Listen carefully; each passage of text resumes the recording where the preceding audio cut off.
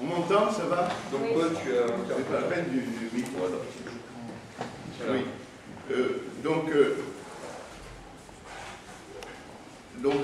Il a dit, Albert Sobagna, il a dit qu'il intervenait surtout comme italien. Bon, moi je vais aussi parler du point de vue français, mais je ne pense pas que la France est le centre du monde ni de l'Europe, et donc je vais essayer aussi de parler d'autres points de vue. Cela dit, par parenthèse, il a parlé dans son livre de la sortie de l'euro, de la fin de l'euro, et là, même à la conclusion, j'attendais, le mot n'est pas venu. Le mot de fin de l'euro, sortie de l'euro n'est pas venu. Même dans la conclusion, j'étais très étonné. Apparemment, il y a quelque chose, la critique de l'euro, oui, d'accord, mais sortie de l'euro, c'est, je croyais, la question à partir de cette critique. D'entrée de jeu, je dis, je suis interloqué, littéralement. Je ne comprends pas. Mais moi, je vais parler de la sortie de l'euro, ou de pour ou contre, parce que je pense que le sujet, d'ailleurs, c'est le titre du livre. Hein, il tramonto et la fine et la fin de l'euro dans le sous-titre. Donc, bien sûr, dans toute l'Europe, pas seulement en France, la colère monte contre l'austérité ravageuse partout en Europe, qui met en accusation la faillite de l'euro actuel, du point de vue social, la faillite des dirigeants qui ont soutenu la soumission aux exigences des marchés financiers, avec le chômage si important, bien sûr, qui frappe de façon brutale, notamment les jeunes. Et le rôle actuel de l'euro et de la BCE participe évidemment à ces politiques favorisant les marchés financiers contre la croissance, l'emploi, les services publics dans toute la zone euro. On comprend le besoin d'un changement fondamental, radical à cet égard, mais cela contribue à la montée de propositions alternatives, à mon avis, de fausse radicalité, comme celle d'en finir avec l'euro. Même si la question n'est posée que dans le livre et pas dans l'intervention, je me permets de dire de façon, je le trouve un peu amusante. L'euro, comme l'ont confirmé les Grecs eux-mêmes, et notamment le président du parti de la gauche radicale, Syriza, il y a un refus majoritaire chez les Européens, et notamment à gauche, de sortir de l'euro. Et y compris dans la CES, la Confédération, les syndicats européens. Et parce qu'on ne peut pas rester isolé face au marché financier, à la spéculation. Et qu'il y a des propositions d'extrême droite et aussi de gauche de sortir de l'euro, comme celle d'Alberto Bagna dans son livre, qui lui se réclame de la démocratie, bien sûr. Mais nous proposons au contraire la radicalité véritable d'un autre euro pour le progrès social et démocratique. À mon avis, le débat, c'est sortir de l'euro ou autre euro. Et d'ailleurs, nous rejoignons ainsi les formations politiques du parti de la gauche européenne qui existent, et notamment le président de la Syriza grecque, Alexis Tsipras, qui réclame encore ces derniers jours une autre politique de la Banque centrale européenne et de l'euro. Et en France, ça s'oppose effectivement à la politique d'austérité de François Hollande, qui prétend d'ailleurs que la crise de l'euro est finie, et aussi à la politique d'austérité des pays de l'Europe du Sud. Alors on a une sorte de reniement de Hollande qui avait promis au contraire de s'attaquer à la finance. Et ce reniement est d'autant plus nocif que la France, à mon avis, est à la fois dominée, notamment par l'Allemagne, et dominante dans l'Union européenne, donc elle occupe une sorte de, contrairement à l'Italie, une sorte de place plus charnière, n'est-ce pas, pour transformer la zone euro, et notamment en alliance avec les pays du Sud, dont elle fait en partie, si j'ose dire. Et au lieu de se plier devant les exigences d'Angela Merkel de la finance allemande.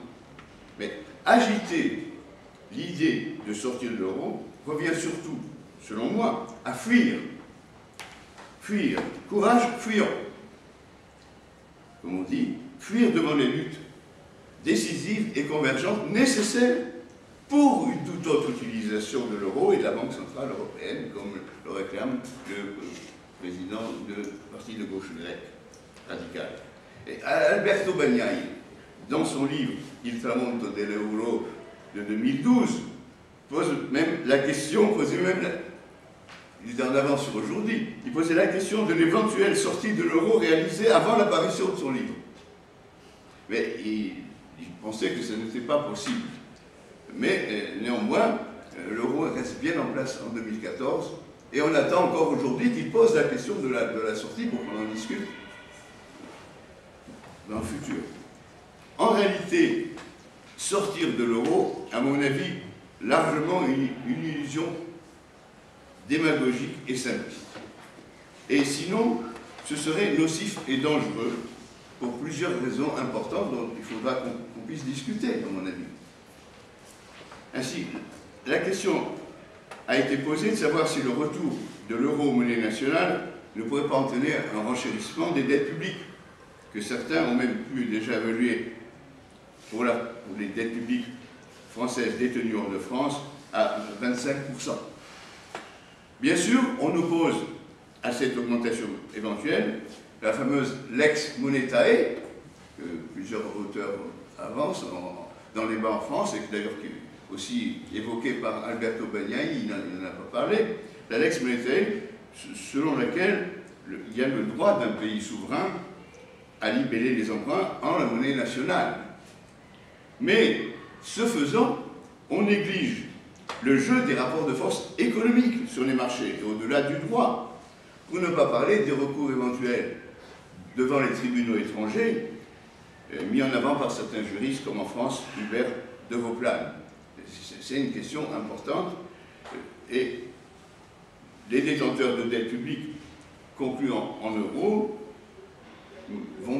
mèneraient, dans ce cas-là, une bataille considérable, sur tous les plans, juridiques et économiques. Et en tout cas, ce dont on ne discute pas, exprimer en monnaie nationale, les intérêts des dettes pourraient bondir sur les marchés, alors qu'ils absorbent déjà des sommes extrêmement considérables. Ces questions, il faut parler. Et s'il y avait, en fait, au plan des marchés internationaux de change, une dévaluation des monnaies nationales par rapport à l'euro, il y aurait un renchérissement des importations obligées, comme le pétrole, alors que plusieurs pays européens souffrent déjà de déficits, comme la France. Alors on prétend qu'avec la dévaluation, les exportations, au contraire, pourraient favoriser plusieurs pays, mais on ne veut pas que, dans ce cas, ce serait le scénario noir, et d'ailleurs existe en partie déjà, de la surenchère entre dévaluation compétitive et rétorsion protectionniste qui ferait s'entre-déchirer les pays européens. En réalité, ce sont les politiques d'austérité contre la croissance européenne qu'il faut mettre en cause avec les luttes pour la relance d'une croissance de progrès social que permettrait, à mon avis, précisément un autre euro et une autre utilisation de la Banque centrale européenne. C'est un tout autre point de vue qui mérite, à mon avis, d'être discuté. Et le parti de la gauche européenne, ce n'est pas rien, non, qui propose cela. C'est pourquoi, c'est ça la raison la plus importante, selon moi, contre l'idée de sortir de l'euro. C'est qu'on déserte le terrain de la bataille pour un autre euro ou une autre BCE. Alors que, y compris pour l'aide aux pays du Sud, pour une vraie coopération, effectivement, contre une construction anti-coopérative. Voilà, à mon avis, le débat fondamental à gauche. Et cette nouvelle politique solidaire dans l'Union européenne s'appuierait sur la force de la monnaie que peuvent créer la BCE et le système européen de banque centrale. Et d'ailleurs, une banque centrale qui pourrait être rendue plus autonome. Et également, en constatant exactement la situation actuelle. Et contrôlée démocratiquement, de façon nouvelle. C'est ça l'enjeu de la bataille. Et il faut voir que chaque pays européen dispose isolément d'un potentiel restreint. alors que la création monétaire en commun de l'euro offre des potentiels bien plus importants, car elle est assise sur la capacité de production de richesses et de création de plus de 320 millions de personnes. C'est pas la Chine, mais c'est quand même pas négligeable, et avec quelle qualification. Hein.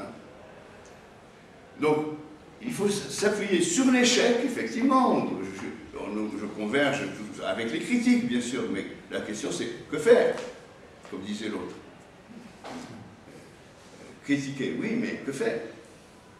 Donc, je converge sur les critiques, mais il faut s'appuyer sur l'échec social de la construction actuelle de l'euro, et même l'échec économique, non pas pour régresser sur l'idée de changement audacieux, de solidarité, mais pour un autre type, une nouvelle création monétaire. Pourquoi se priver de ce que déjà la Fédérale Réserve fait avec la création monétaire pour soutenir les dettes et le crédit bancaire, avec une création monétaire considérable? Et pourquoi ne pas faire mieux qu'elle, et autrement, sur le plan social et sur le plan de la solidarité européenne? Alberto Bagnaia souligne l'opposition depuis 1980, notamment dans cette courbe, entre la faiblesse de l'inflation et la hauteur du chômage. Oui, mais aussi il faut souligner le contraste entre le gonflement des intérêts et des actions des entreprises comme en France, et à l'opposé, l'importance du chômage que cela entraîne. Donc tout problème, l'intérêt, crédit qui est posé. Hein. Notre collègue Bagnaia met, à mon avis, encore une fois dans son livre, pas dans son intervention, mais cette impossibilité, il y a une impossibilité de l'eau. Il dit, c'est un sous-titre, un intertitre, un autre euro est impossible, dit-il. Mais comme le disait Nelson Mandela, ça semble toujours impossible jusqu'à ce qu'on le fasse. C'est l'argument de la résignation. En France, on ne se résigne pas, mais pas plus qu'en Grèce, et je pense pas plus qu'en Italie ou ailleurs. Donc, et il met en avant, dans son livre, encore une fois, pour cette impossibilité, un faux dilemme, à mon avis, et qu'il a repris d'une certaine façon aussi un petit peu, une certaine formule. Il dit, il faut ou sauver l'euro, ou sauver les Européens de l'euro. Mais c'est pas ça la question.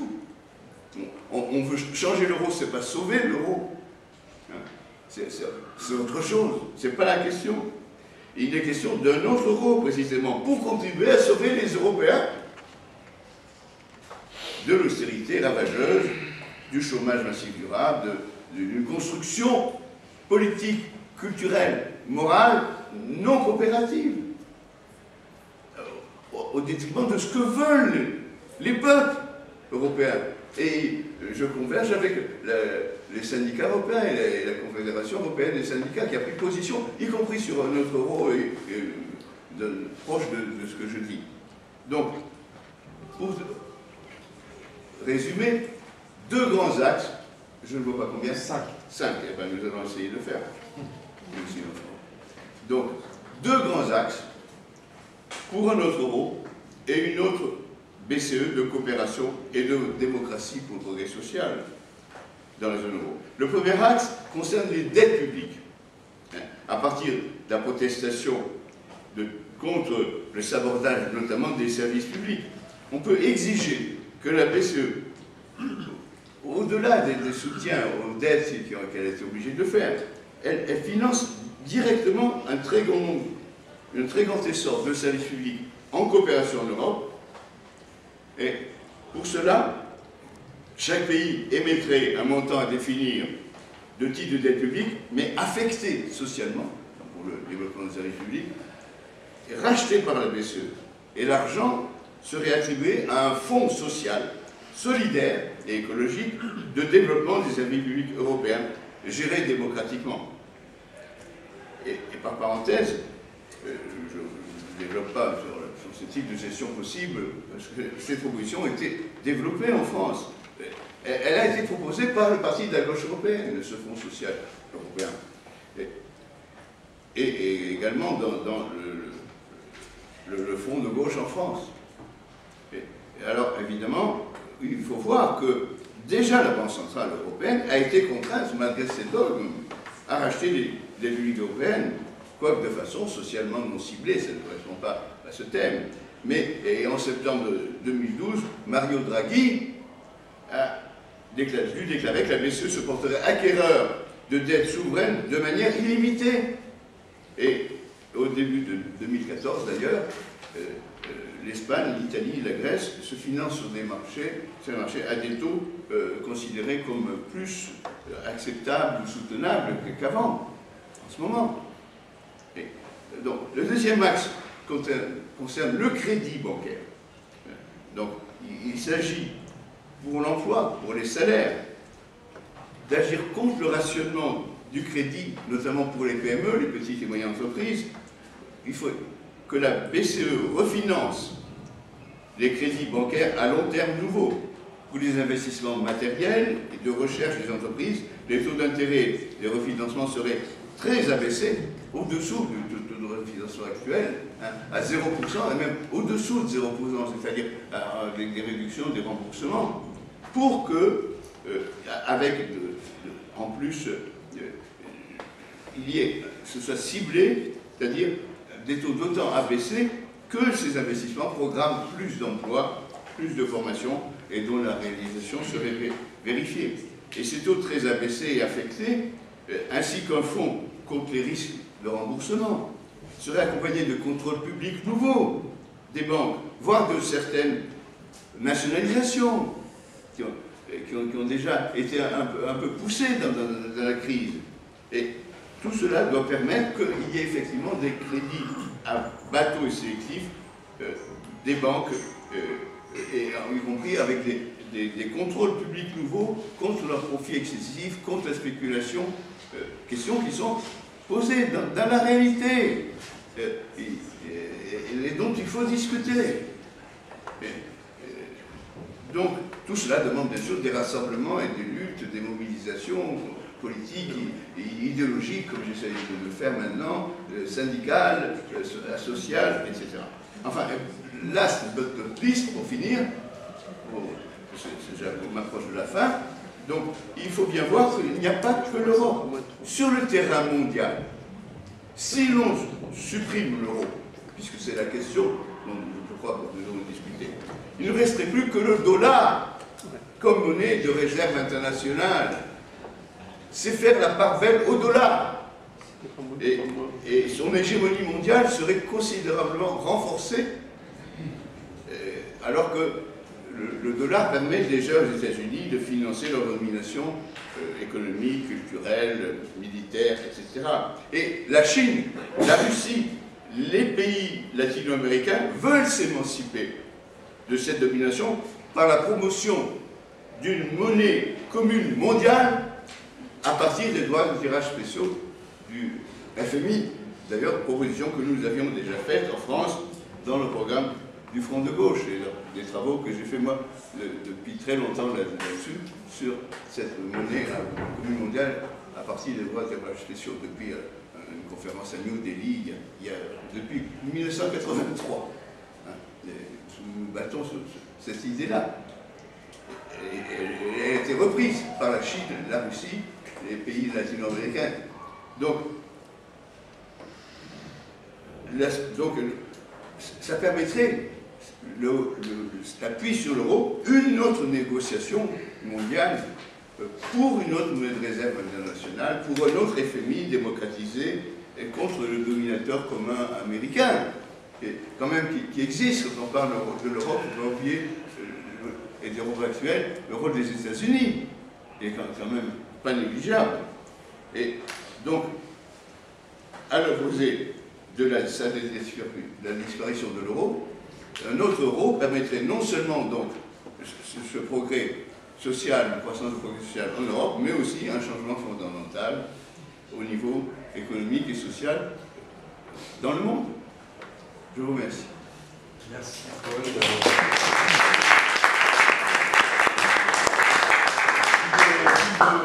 Ah oui, bien sûr, Alberto, tu vas répondre. Bien sûr, bien sûr. Enfin, si tu le souhaites. Alors, tu peux faire le tri. Non seulement tu peux répondre, mais c'est bien que tu fais, à mon avis. C'est pour engager le débat, mais après... Et ensuite, il y a la salle.